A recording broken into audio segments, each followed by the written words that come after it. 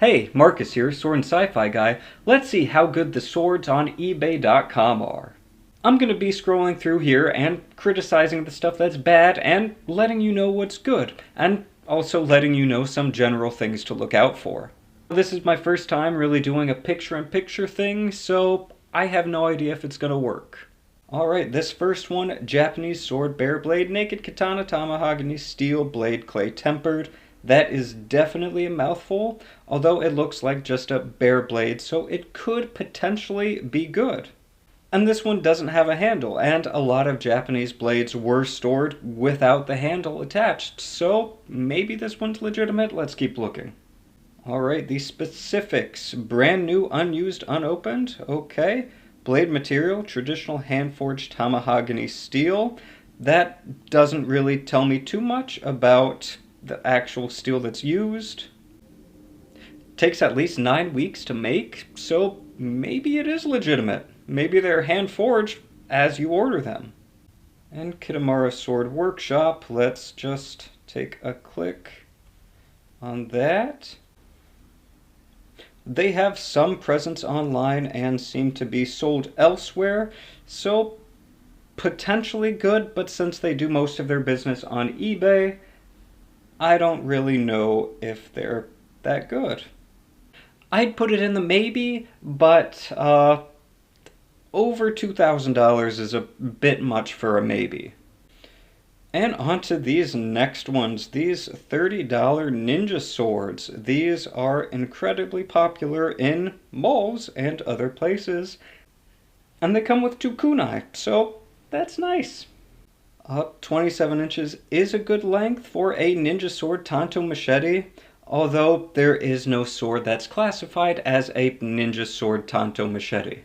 So right off the bat, if the technicolored display that they have wasn't enough to give it away, these are probably not usable swords, but let's scroll down and look at these specifications. Oh, they're ambidextrous. That's good. And the big thing that you see is they are made of stainless steel, and with very few exceptions, stainless steel isn't good for swords. It doesn't really hold an edge well, and it's far too brittle to maintain any contact with blades or armor, which, if you're using a sword, you would probably need to do. At least if your opponent has a sword or armor. Might be good against one zombie, though. Next up is the US stock 40-inch razor-sharp samurai katana sword, full tang, handmade Sharisaya. Now this type of sword is a Sharisaya. That's the kind of cane sword looking thing, but this was used more for transportation as opposed to a way to make a cane sword. Their version of the cane sword was the shikamuze, and it was a straight blade, so looked a lot more like a cane. Another issue is it has polished wood grips, so it could slip out of your hands easily in use, but let's look at the quality. It's $65, so not exactly winning me over on the price. And it's new theme samurai, full tang. It says carbon steel instead of stainless steel, so that's good. But it doesn't really tell me anything, because most legitimate places tell you exactly the type of steel that they use. So while this one's probably better than the ninja sword Tanto Machete, it's probably not by much.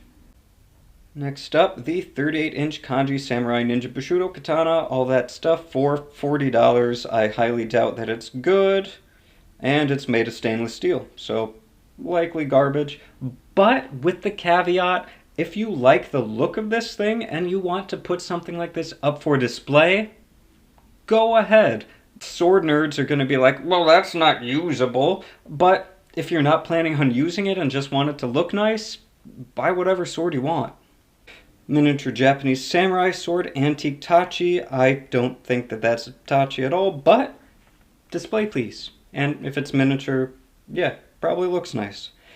The battle-ready samurai ninja Japanese katana, full tang carbon steel blade. Now, that is a mouthful. However, it is made by Hanshui, which is a place that actually makes decent swords. They're not like high-end swords, but they are usable. They use 1060 carbon steel, which is decent. And this one has a pretty nice grip on it. If you're looking for an entry-level sword, this probably wouldn't be a bad pick. Japanese samurai sword, katana steel, ninja blade, black with display stand. People really like putting in keywords into the titles. But it looks a lot like a display piece, and it's made from stainless steel. So again, unless you're looking for a display piece, it's not going to be functional. A World War II Imperial Japanese Navy officer, Kaigunto sword and scabbard. That could be good if you want an authentic piece of history. However, it needs some TLC, as they say here. And you would probably want to get it verified and authenticated, because there are a decent amount of knockoffs out there. And you'd have to look into this a lot before you decide to spend $400 on it, because look into things before you spend your money.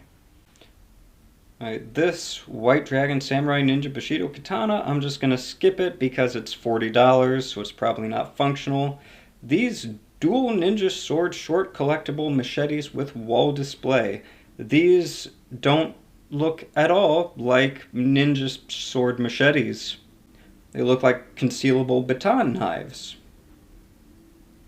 And they are also made from stainless steel. 440 stainless steel, which is the worst stainless steel for swords.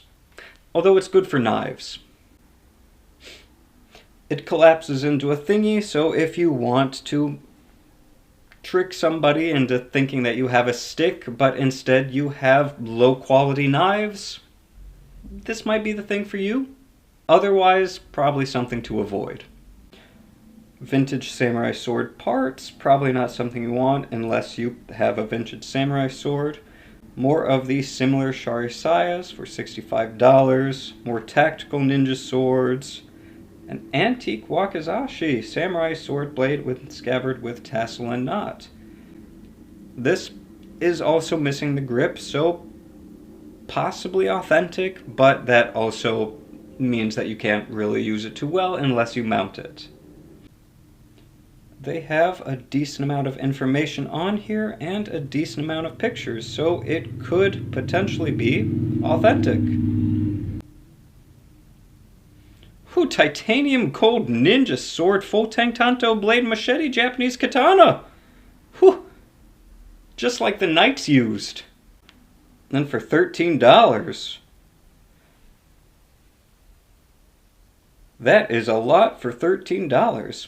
I think it's pretty interesting how they have the sharpened false edge on the back. That's a pretty good addition to a sword. And you don't see that every day on Japanese style blades, so kind of a good idea. Unfortunately, it's made of stainless steel and incredibly cheap, so maybe transfer that idea to a different sword. A handmade Sharisaya. It's expensive. Let's see who the manufacturer is. It's made by Snake Eye Tactical.